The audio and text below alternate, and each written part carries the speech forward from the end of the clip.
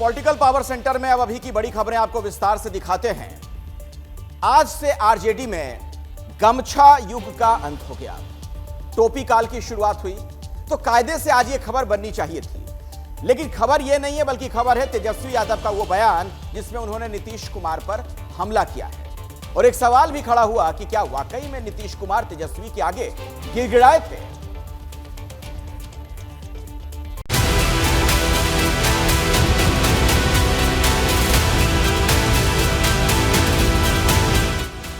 ये आरजेडी में बदलाव की कहानी बताने वाली तस्वीर है।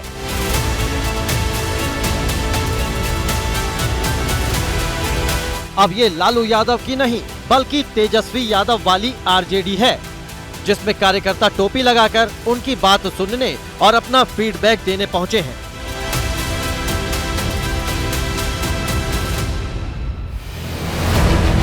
तेजस्वी यादव ने अपने इस कार्यक्रम का नाम कार्यकर्ता संवाद यात्रा रखा है और पहले दिन समस्तीपुर के प्रमुख कार्यकर्ताओं से तेजस्वी ने बातचीत की है।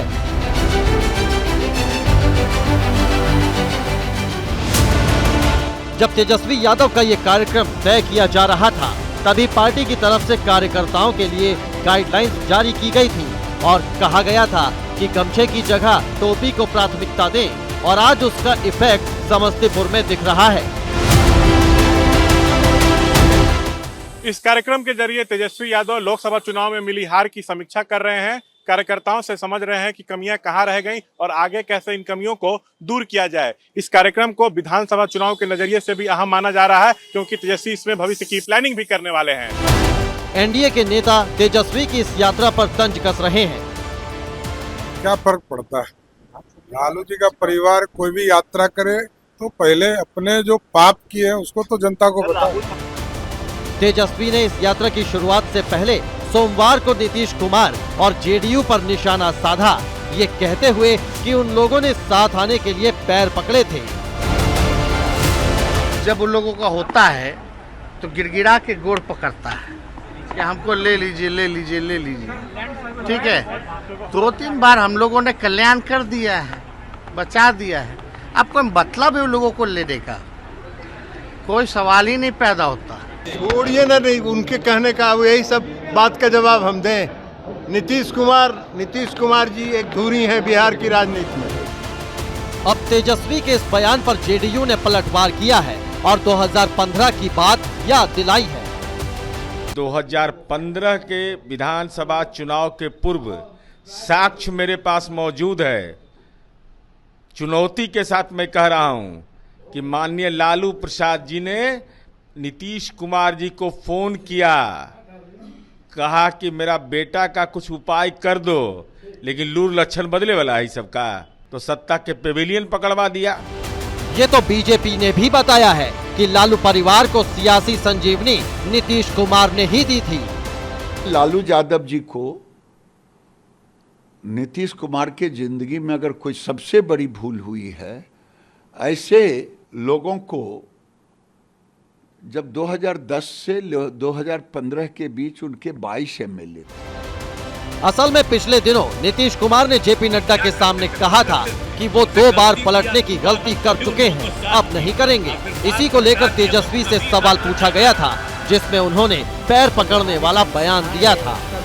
कहा कि पैरों पे गिर पड़े थे, गिड़गिड़ा रहे थे। तो गिड़गिड़ा रहे थे। हमारे घर जब आए तो हाथ जोड़ करके माफी मांग रहे थे। हमारे घर पे सभी विधायकों के सामने सब गवाह हैं, हमारे पास वो फुटेज भी है। तो तेजस्वी की जो यात्रा थी, संवाद कार्यक्रम यात्रा, इसमें हमारे सहयोगी शशांक भी उनके साथ थे। तेजस्वी यादव से इस बारे में उन्होंने बातचीत की है, जो गिड़गिड़ाने वाली बात उन्होंने कही। क्या कुछ कहा गया, सुनवाते हैं आपको।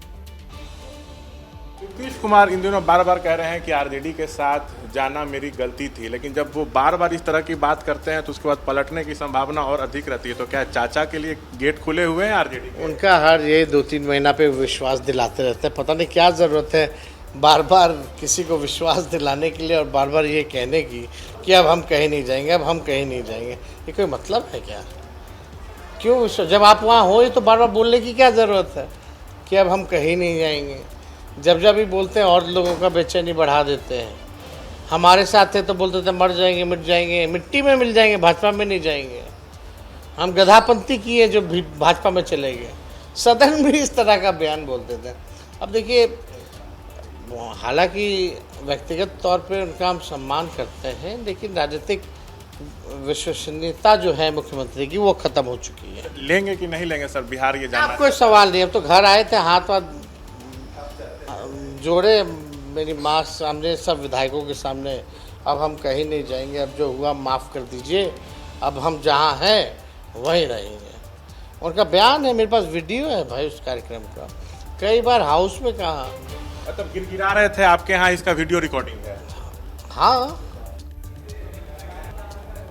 बिहार में 2025 में यानी कि अगले साल विधानसभा के चुनाव होने हैं, लेकिन दावेदारी का खेल अभी से शुरू हो गया है। प्रेशर पॉलिटिक्स की कौन सी ट्रिक नेता अपना रहे हैं, आपको दिखाते हैं।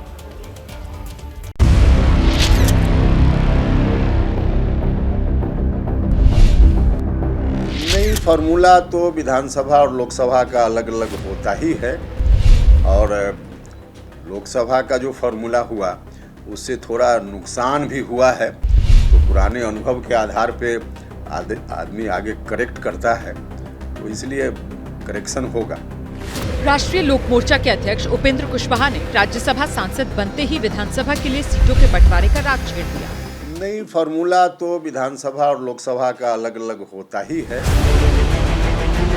लोकसभा में हुए सीट बंटवारे के जिस फॉर्मूले पर कुशवाहा सवाल उठा रहे हैं, पहले उसे जानिए। कुल सीट 40, बीजेपी 17 पर लड़ी, 12 जीती। जेडीयू 16 पर लड़कर 12 जीत गई। एलजेपी 5 लड़ी, 5 जीती। मांझी की हम 1 लड़ी, 1 जीती, और कुशवाहा की आरएलएम 1 सीट लड़कर हार गई।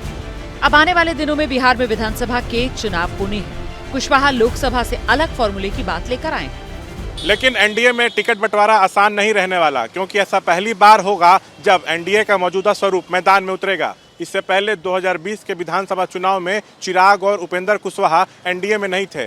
2015 में जब चिराग और उपेंद्र कुशवाहा एनडीए में थे, तब नीतीश कुमार की जेडीयू एनडीए का हिस्सा नहीं थी। इसीलिए चुनाव के वक्त जब सीटों के बंटवारे की बात शुरू होगी तो नखरे दिखाए जाएंगे। अभी इससे पहले पिछले महीने ही चिराग पासवान को लेकर कई तरह की अटकलें लगनी शुरू हुई थी। चिराग ने कई मुद्दों पर बीजेपी नेतृत्व को असहज किया, जिससे संदेश ये गया कि चिराग विधानसभा चुनाव के लिए अभी से बार्गेनिंग का दबाव बना रहे हैं। बाद में उनके चाचा पशुपति पारस की मुलाकात गृह मंत्री से हुई। फिर चिराग भी अमित शाह और जेपी नड्डा से मिले। चिराग पासवान ने 2020 के विधानसभा चुनाव में सीटों के लिए ही गठबंधन तोड़ लिया था, और उनकी वजह से एनडीए, खासकर जेडीयू को बड़ा नुकसान झेलना पड़ा। चिराग पासवान की पार्टी से इस बार 5 लोकसभा सांसद जीते हैं। इस लिहाज से 30 से ज्यादा सीटों पर पार्टी का दावा बनता है। वहीं कुछ दिन पहले पार्टी की ओर से हर जिले में उम्मीदवार उतारने की बात कही गई थी, जिसके तहत 38 सीटों पर दावा ठोका गया था। अगर चिराग अपनी जीत पर अड़े रहे तो फिर बीजेपी और जेडीयू को अपनी सीटें कम करनी होंगी। एक तरफ चिराग की प्रेशर पॉलिटिक्स है, दूसरी तरफ उपेंद्र कुशवाहा ने राग छेड़ा है। इन दोनों के बीच तीसरे प्लेयर जीतन राम मांझी की ताकत को इग्नोर नहीं किया जा सकता। जब 2020 में बहुत पावरफुल नहीं थे, तब मांझी को गठबंधन में 7 सीटें लड़ने को मिली थी। अब तो मांझी खुद सांसद भी हैं और केंद्र में मंत्री भी। इसलिए ना तो बीजेपी के लिए और ना ही जेडीयू के लिए इस बार विधानसभा में सीट बंटवारा आसान रहने वाला है। देखना होगा चुनाव तक कौन साथ रहता है और कौन इतिहास को दोहराता है। अब 2020 में जो सीटों का फॉर्मूला था एनडीए के भीतर, उसे समझते हैं। तब एलजेपी और उपेंद्र कुशवाहा अलग अलग चुनाव लड़े थे। ये देखिए, 115 पर जेडीयू लड़ी थी और बीजेपी 110 पर हम 7 सीटों पर चुनाव लड़ी थी। वीआईपी 11 सीटों पर चुनाव लड़ी थी, जिसमें से 115 में से 43 सीटें जेडीयू ने जीती थी। बीजेपी ने 110 में से 74 सीटों पर जीत हासिल की थी। इसी के अलावा हम पार्टी 7 में से 4 सीट जीत गई थी हम, और 11 जिस पर वीआईपी लड़ी थी, 4 सीटों पर ही जीत हासिल कर सकी थी।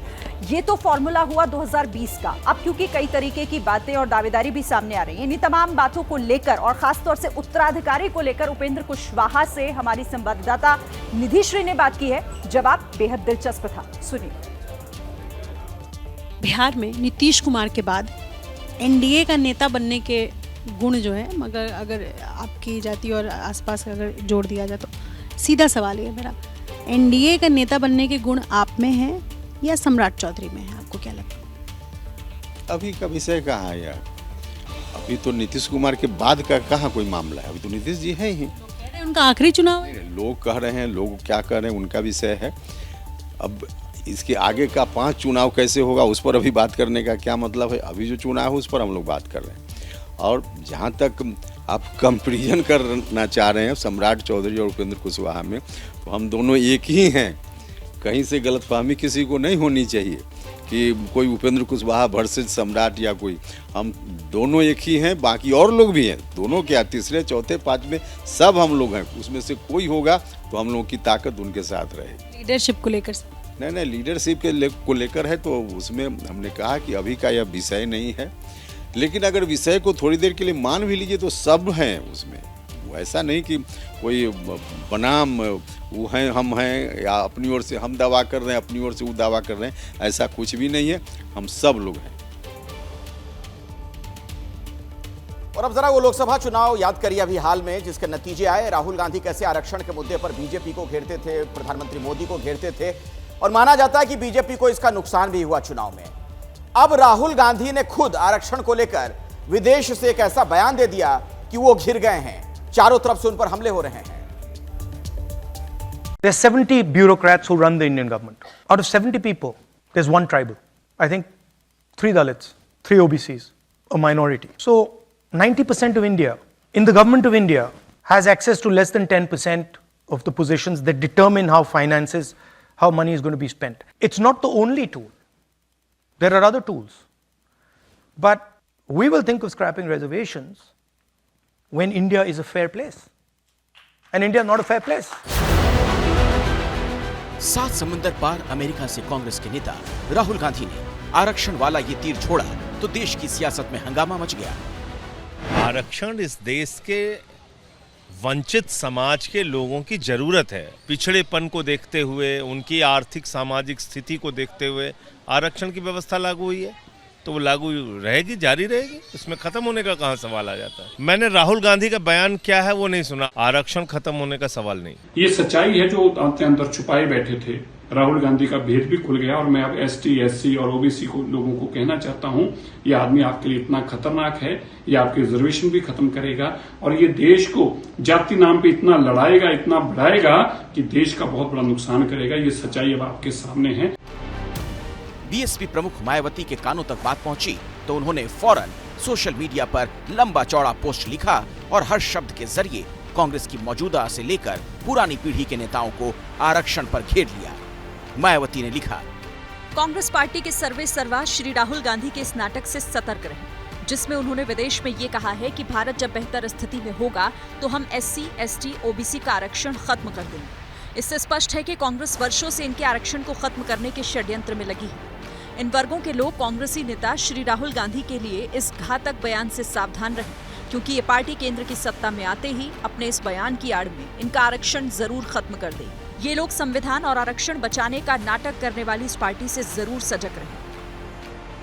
बीजेपी ने मायावती के पोस्ट को हथियार बनाकर हमले के बंदूक का मुंह कांग्रेस की तरफ मोड़ दिया।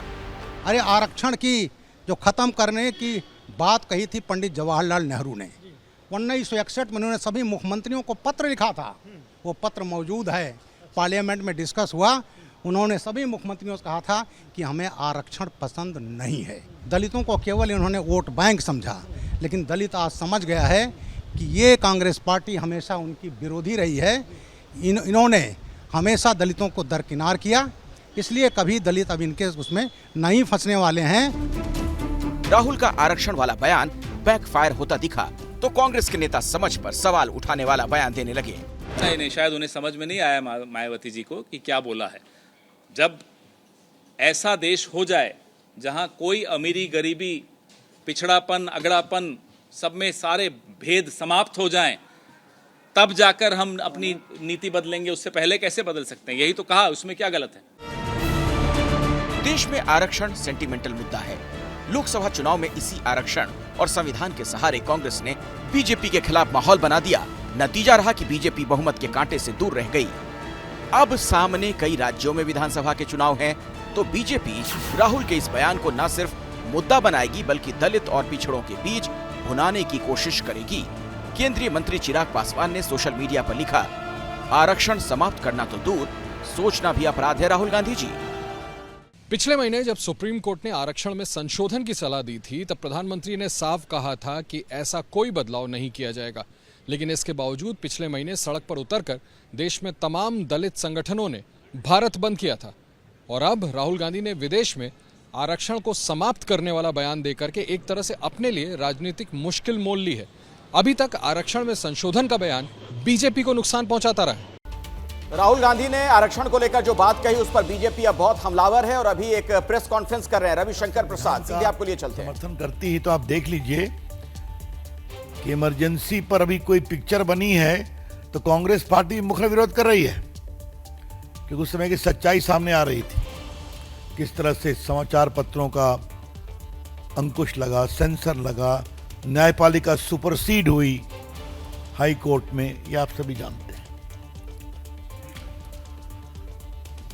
मित्रों, राहुल गांधी जब भी बाहर जाते हैं तो भारत को अपमानित करना क्या उनका एक मिशन बन गया है क्या?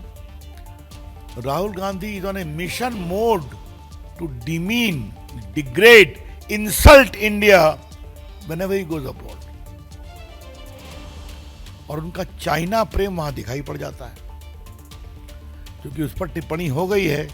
मैं रिपीट नहीं करूंगा चाइना के बारे में क्या कहा, लेकिन आज हमारे पास इनकी पूरी कहानी है। लंदन मार्च 2023 में कहा भारत यूनियन ऑफ स्टेट्स है, भारत राष्ट्र नहीं राज्यों का संघ है। तो राहुल गांधी के बयानों पर बीजेपी हमलावर है और सीधे सीधे ये कहते हुए अटैक यहां रविशंकर प्रसाद ने किया कि दरअसल ये सोची समझी रणनीति के तहत दिए जा रहे बयान। देखिए, जब से राहुल गांधी अमेरिका गए अपने संवादों को लेकर नए नए विवाद खड़े कर रहे हैं। कभी बीजेपी पर निशाना साधते हैं तो कभी आरएसएस पर हमलावर हो जाते हैं, लेकिन उन्होंने सिखों को लेकर भी एक ऐसा बयान दे दिया है जिसे लेकर अब सियासत गर्म हो गई।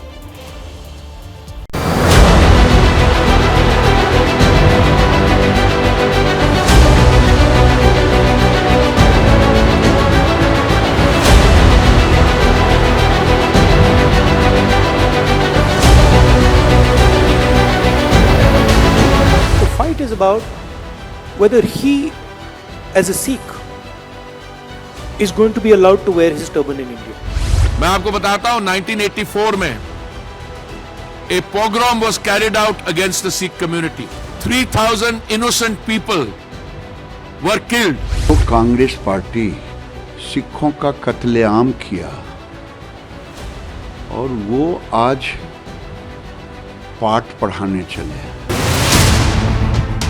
राहुल गांधी के आरएसएस पर दिए बयान पर विरोध थम भी नहीं रहा था कि राहुल ने वर्जीनिया में सिखों पर नया बयान देकर देश की सियासत में नया तूफान खड़ा कर दिया। The fight is about whether he as a Sikh is going to be allowed to wear his turban in India. Or he as a Sikh is going to be allowed to wear a kada in India. Or he as a Sikh is going to be able to go to Gurdwara. That's what the fight is about. And not just for him. For all religions.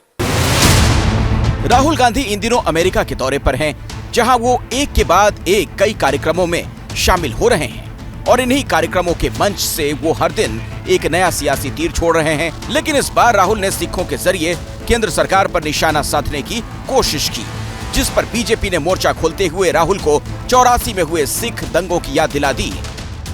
I've been wearing a turban for over 6 decades, over 60 years at least, and I've been wearing a kada even for much longer after that. मैं आपको बताता हूं 1984 में a pogrom was carried out against the Sikh community. 3,000 innocent people were killed.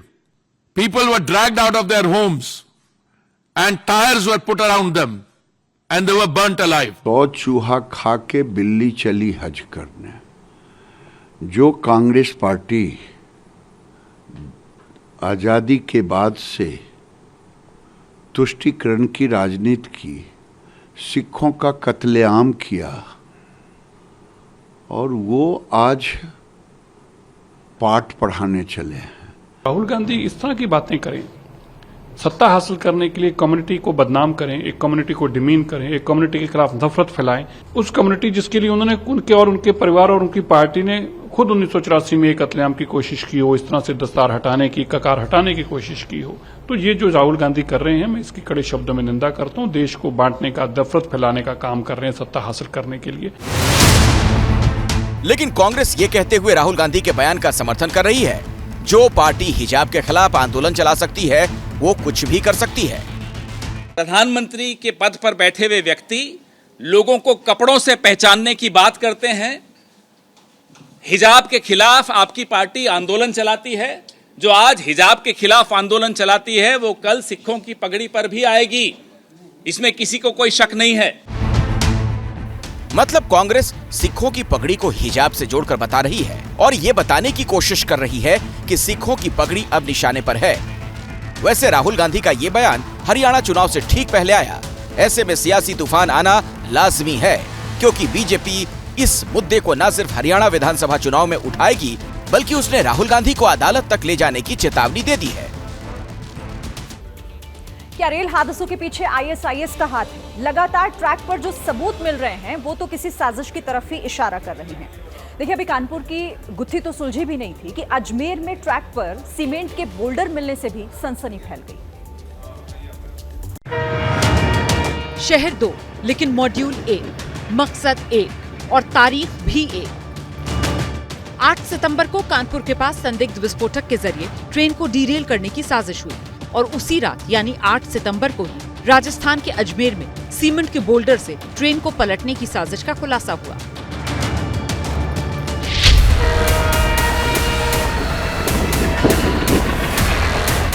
ABP news पर जो तस्वीरें आप देख रहे हैं वो तस्वीर अजमेर की है।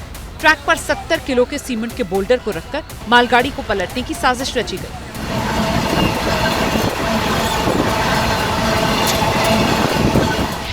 बताया जा रहा है मालगाड़ी इस सीमेंट को तोड़ते हुए निकल गई। कोई हानि नहीं हुई, सबसे बड़ी बात, लेकिन अपने आप में एक बड़ी साजिश, क्योंकि दूसरी तरफ अगर हम देखें तो ये यात्री गाड़ियों के गुजरने का भी ट्रैक है, तो एक यात्री गाड़ी के दुर्घटनाग्रस्त होने की पूरी संभावना बनी रहती है। लेकिन राजस्थान में 17 दिनों में ये रेलवे ट्रैक पर इस तरीके की 3 घटनाएं सामने आई हैं। रेलवे कर्मचारियों ने थाने में शिकायत दी, जिसके बाद पुलिस के आला अधिकारी मौके पर पहुंचकर जांच पड़ताल करते दिखे।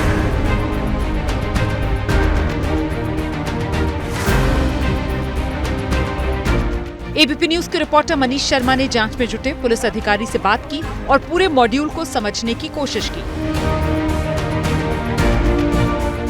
दोनों घटना स्थलों के बीच 1 किलोमीटर का फर्क है और दोनों घटनाओं के बीच लगभग 1 से 1.5 घंटे का फर्क है। तो इस संबंध में दोनों चीज़ों की हमने इनसे रेलवे अथॉरिटी से करी है पड़ताल।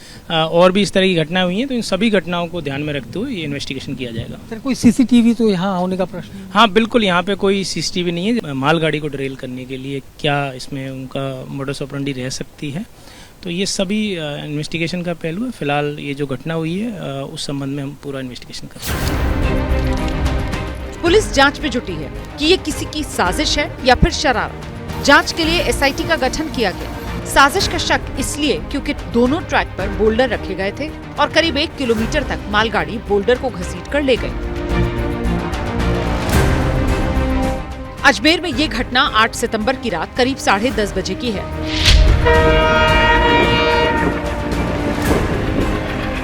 उसी रात इस घटना से घंटा 2 घंटा पहले कानपुर के पास कालिंदी एक्सप्रेस को डीरेल करने की साजिश थी। सिलेंडर से ट्रैक पर ट्रेन को रोकने की कोशिश की गई। पास में बारूद, पेट्रोल और माचिस बरामद की गई, जिससे बड़ी साजिश की आशंका को बल मिला। पुलिस सूत्रों की माने तो कालिंदी एक्सप्रेस को डीरेल करने की साजिश के पीछे आतंकी संगठन आईएस के खुरासान मॉड्यूल पर शुरुआती शक है। इसी वजह से आईबी, एनआईए, यूपी एटीएस समेत कई एजेंसियों ने कानपुर में डेरा डाल दिया और साजिश से जुड़े हर पहलू की गहनता से जांच की जा रही है। पुलिस के बड़े अधिकारियों ने मौके पर जाकर आज की जांच की और सबूत जमा किए। जो सामान मिली है, जिस प्रकार की घटना है, तो ये गंभीरता को दर्शाता है। उतने ही गंभीरता से हम लोग इस घटना को लिए हैं। जैसे मैंने पहले कहा था, यूपी पुलिस की जो विभिन्न इकाई है, स्पेशल एजेंसीज, वो सभी लोग काम कर रहे हैं। आरपीएफ और आरपीएफ के साथ जितने भी स्टेक होल्डर्स है वो भी हमारे साथ है। कुछ लोगों को हम लोग चिन्हित किए हैं, बहुत जल्दी इसमें कार्रवाई होगा।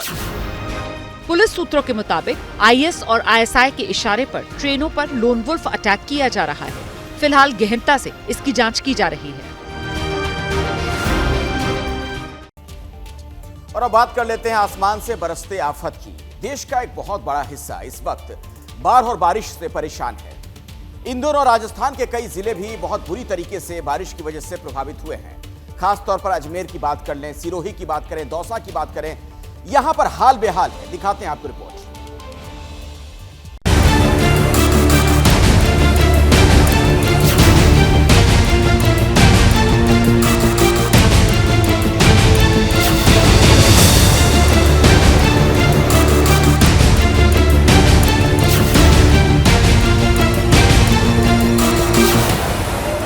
पानी का बहाव इतना तेज कि कोई भी इसमें जाने की हिम्मत नहीं जुटा पा रहा।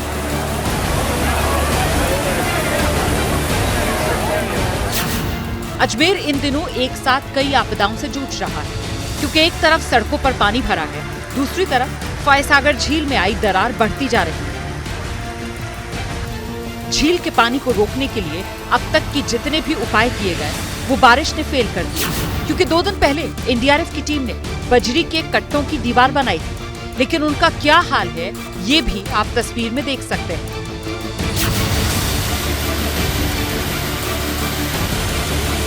झील का पानी अब उनके ऊपर से बह रहा है। इस वक्त एनडीआरएफ, एसडीआरएफ और सेना की टीम झील से अजमेर को बचाने में लगी है, लेकिन ये बचा पाएंगे ये बड़ा सवाल है। अब जरा राजस्थान की दौसा से आई इस तस्वीर को देखिए। यहाँ बाढ़ के पानी के बीच से शव को ले जाया जा रहा है, क्योंकि लगातार हुई बारिश ने पूरे शहर को पानी से भर दिया। ऐसे में जितनी भी सड़कें हैं सब पानी में डूबी हैं। हालात ऐसे कि लोगों को न जीते जी सुकून मिल पा रहा न मरने के बाद, क्योंकि जब शव को लेकर लोग शमशान घाट पहुंचे तो वहां अंतिम संस्कार करने की कोई व्यवस्था नहीं थी। बरसते पानी में ही अंतिम संस्कार करना पड़ा।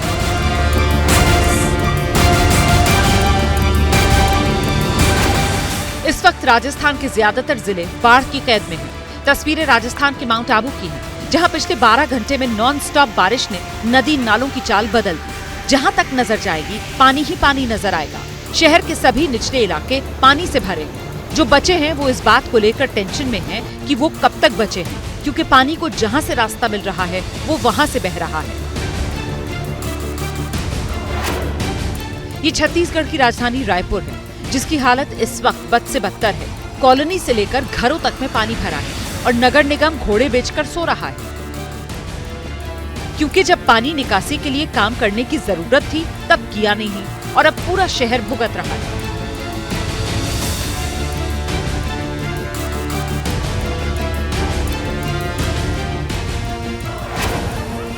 ये तस्वीरें छत्तीसगढ़ के खैरागढ़ की हैं, जो रायपुर से ठीक 2 घंटे की दूरी पर है। यहाँ बाढ़ ने पूरे शहर को डुबो दिया। गली हो या चौराहा, कोई ऐसी सड़क नहीं जहाँ कमर कमर तक पानी ना हो। पिछले 24 घंटे से हो रही लगातार बारिश से छत्तीसगढ़ के खैरागढ़ में बाढ़ जैसे हालात, क्योंकि लगातार बढ़ते जलस्तर से जनजीवन अस्त व्यस्त। शहर को गांव से जोड़ने वाले कई रास्ते बंद पड़े, जिससे जिंदगी पर पूरी तरह से ब्रेक लग गया।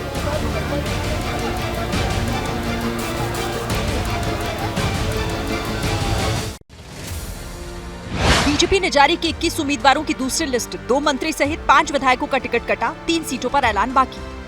हरियाणा के पिहोवा से बीजेपी के घोषित उम्मीदवार कंवलजीत सिंह अजराना ने विरोध की वजह से टिकट वापस लिया। पार्टी ने उम्मीदवार बदला। भजन गायक कन्हैया मित्तल ने कांग्रेस में शामिल होने का फैसला वापस लिया। बीजेपी से टिकट न मिलने के बाद नाराज बताए जा रहे हैं। जींद में नामांकन करने का अनोखा अंदाज। किसान नेता आजाद पालवार हल जोतने के स्टाइल में पहुंचे। हरियाणा के जुलाना में कांग्रेस के उम्मीदवार विनेश फोगाट ने पूजा पाठ के साथ चुनाव ऑफिस का उद्घाटन किया। कल नामांकन करेंगे। लाडली बहना स्कीम का जायजा लेने खुद निकले सीएम एकनाथ शिंदे। ठाणे के किशननगर में घर घर जाकर महिलाओं से बात की। मुंबई में शिंदे शिवसेना की नेता यामिनी जाधव ने भाईखला में मुस्लिम महिलाओं को बुर्के बांटे। विपक्ष ने साधा निशाना।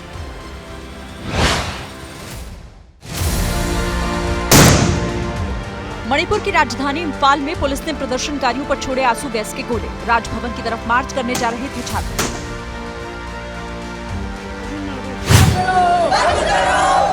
हिमाचल की मंडी में अब अवैध मस्जिद गिराने की मांग को लेकर सड़क पर उतरे लोग, जुलूस निकाला और कार्रवाई की मांग भी की।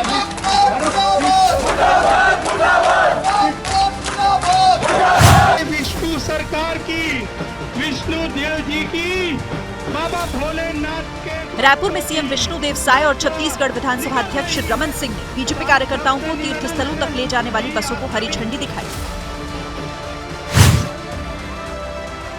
रायपुर में महिला कांग्रेस कार्यकर्ताओं का राज्य सरकार के खिलाफ प्रदर्शन, पुलिस से हुई धक्का मुक्की।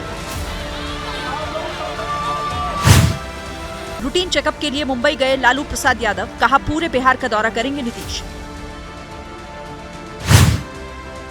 यूपी महिला आयोग की उपाध्यक्ष बनी अपर्णा यादव की नाराजगी हुई दूर, कल रात सीएम योगी से मुलाकात हुई, जल्द संभालेंगी कार्यभार।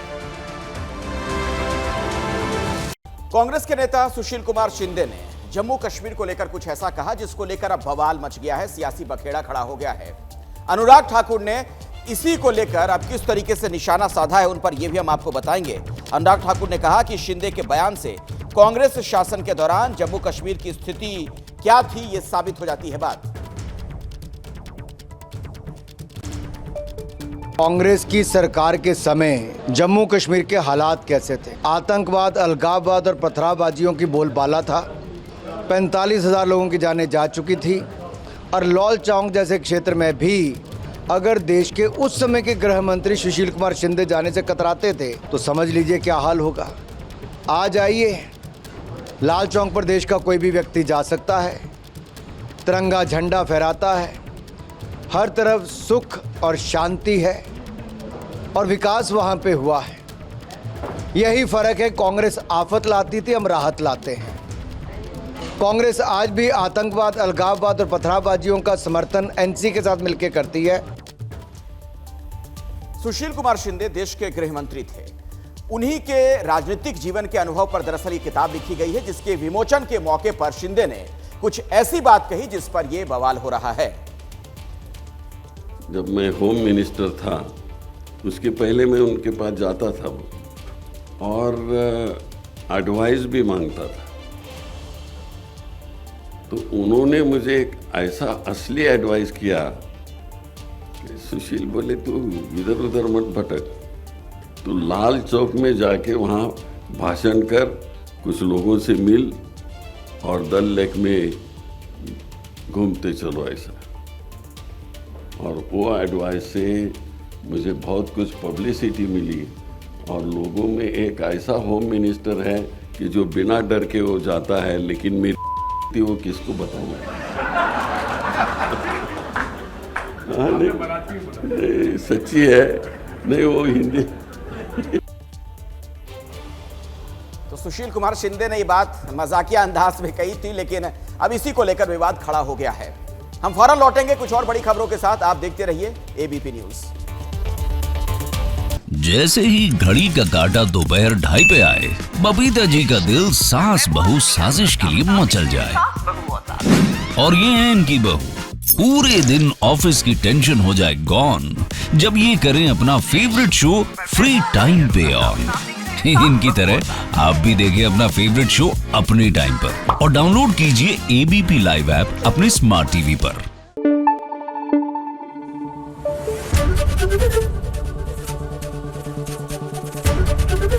एबीपी न्यूज आपको रखे आगे।